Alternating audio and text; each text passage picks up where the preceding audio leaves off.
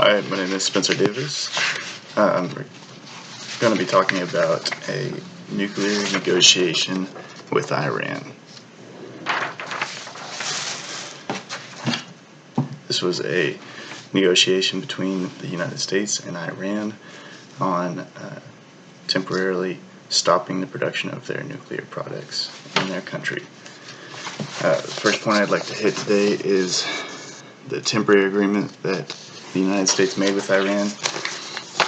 In an article written by Pond's staff, he stated, while both parties wanted to avoid war, Iran had the future growth of their country in mind when agreeing only to a temporary agreement with the United States.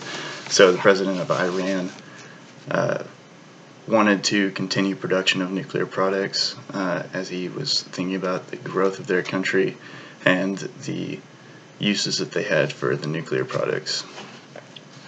The United States, although was attempting to get them to stop nuclear production for the benefit of the war that was going on.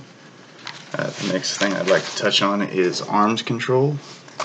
In an article written by Michael Singe, he stated that Iran wanted equal restrictions on the arms of the U.S.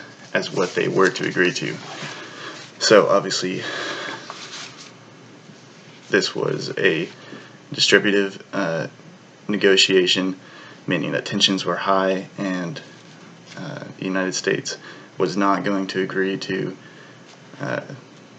disembark their production of nuclear products, but they were asking Iran to stop this production. The next point I'd like to touch on is the nuclear deal that the United States made with Iran. In an article by Wesley Sherman, he stated that a deal had to be made or both countries and possibly other parts of the world would be destroyed.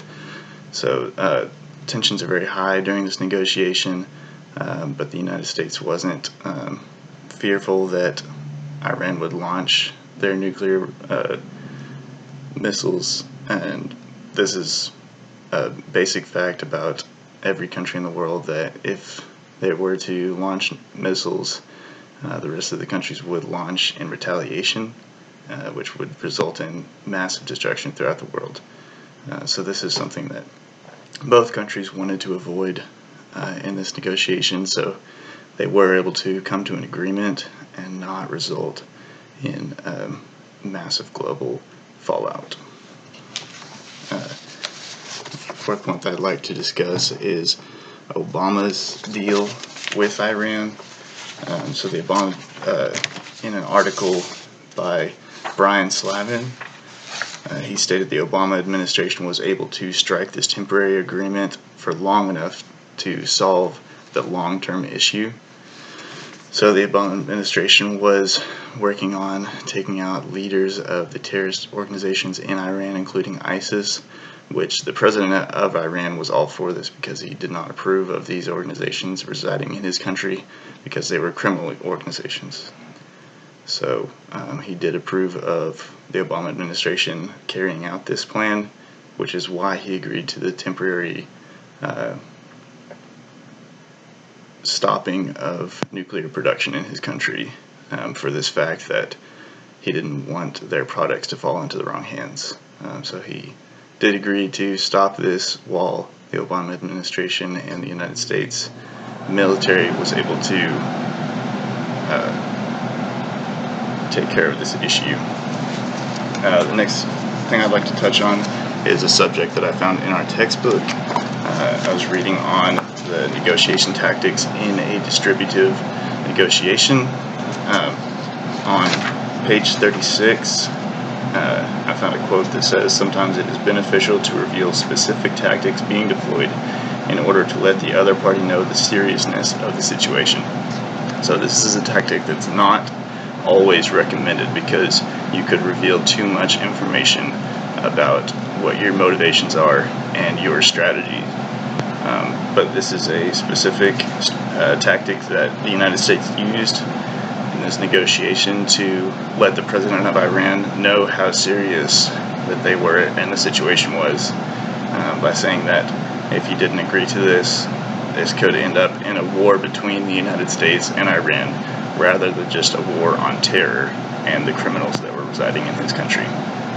So this got his attention and let him know that he needed to agree to this deal, or worse consequences could come of it, were he to attempt to solve this problem on his own or relinquish all control of the situation from the United States.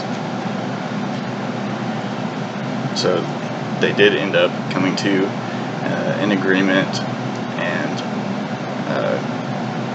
negotiation was successful on the part of the United States.